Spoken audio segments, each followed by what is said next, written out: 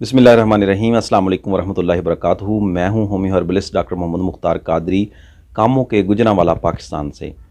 आज का हमारा जो मौजू है वो है असाबी तहरीक यानी तरी सर्दी वाले मरीज़ या असाबी उज़लाती तहरीक वाले मरीज़ जिनके जिस्म में रतूबात बढ़ चुकी हों, नज़ला, ज़ुकाम, खांसी, रतूबात की वजह से खांसी हो या ज़ोफ़े बा हो, मर्दाना क़ुव्वतों में कमी हो, इंतशार बिल्कुल ना हो, ना होने के बराबर हो, या ऐसे मरीज़ जो जिस्म में हर वक्त थकन, कमज़ोरी महसूस कर रहे हों।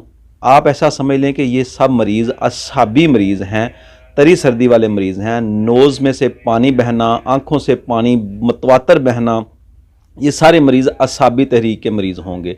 ऐसे मरीज़ों में बाज़ औक़ात लूज़ मोशन भी शुरू हो सकते हैं या संग्रहणी का मसला भी हो सकता है। तो आज हम फोकस करेंगे कि ऐसे मरीज़ों में अगर मर्दाना अलामात में कमज़ोरी आ जाए, कमी आ जाए या मर्दाना अलामात पैदा हो जाएं, तो ऐसे मरीज़ों का इलाज कैसे किया जाता है या ऐसे मरीज़ों को कौन सी ग़िज़ाएँ खिलाई जाएँ। असाबी उज़लाती तहरीक या तर सर्द मिजाज वाले मरीज़ों में उनको कौन सी ग़िज़ाएँ खिलाई जाएँ या कौन सी ऐसी दवा या कौन सा ऐसा कावा दिया जाए कि उनकी कुव्वतें बहाल हो जाएं, उनका जिस्म एक्टिव हो जाए, उनमें जो है नफसानी ख्वाहिशात कुव्वतें बेदार हो जाएं। ज़ाफ़रान मशहूर चीज़ है।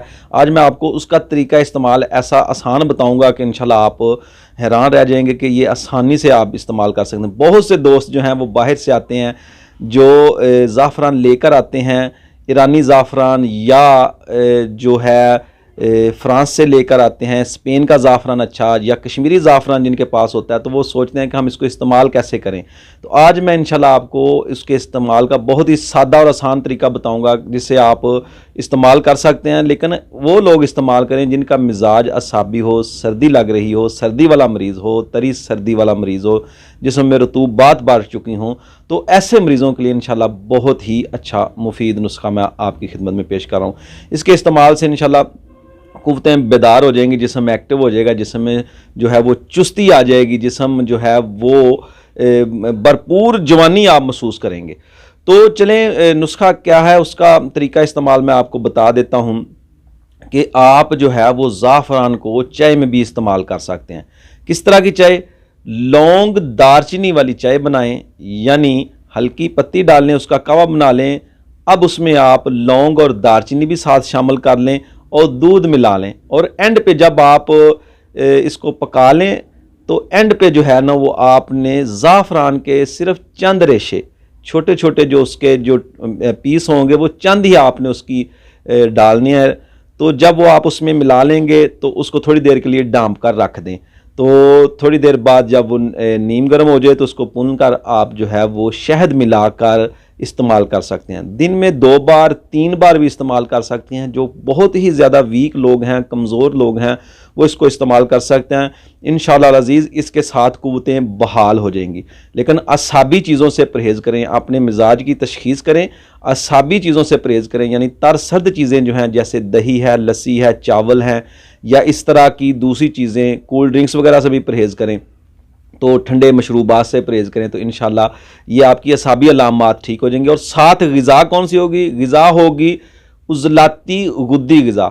इसको आप अगर दूध के बगैर इस्तेमाल करना चाहते हैं तो 3 चीज़ें, लौंग, दारचीनी और ज़ाफ़रान का कावा बनाकर भी आप इस्तेमाल कर सकते हैं। इसमें लौंग जो है वो आपने 2 से 3 अदद डाल लें, और जो इसमें आपने जो दारचीनी है वो 1 इंच की टुकड़ी एक डाल लें।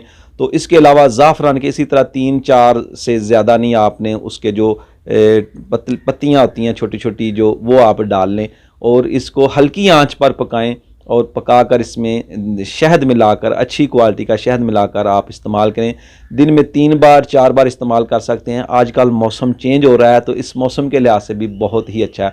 तो ये नुस्खा जो है, ये कावा जो है, ये असाबी अलामात को इंशाअल्लाह अज़ीज़ बहुत जल्द कवर करता है।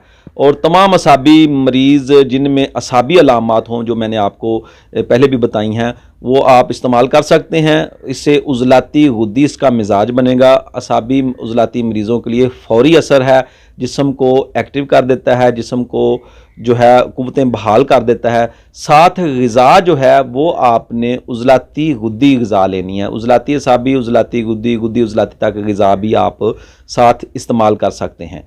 तो ग़िज़ा जो है, ग़िज़ाई चार्ट ये ऊपर स्क्रीन पर आ रहा है, ये आप ग़िज़ाई चार्ट देख लें। इसमें से नंबर 3 और नंबर 4 और नंबर 2 वाली चीज़ें भी इस्तेमाल कर सकते हैं, लेकिन 3 और 4 जो हैं वो ज़्यादा इस्तेमाल करें। इसके इस्तेमाल से इंशाल्लाह आप काफ़ी ज़्यादा फ़ायदा महसूस करेंगे। तो इजाज़त दीजिए, इंशाल्लाह मिलते हैं किसी नई वीडियो में नए टॉपिक के साथ। ये था आज का नुस्खा। अस्सलामु अलैकुम वरहमतुल्लाहि वबरकातुहू।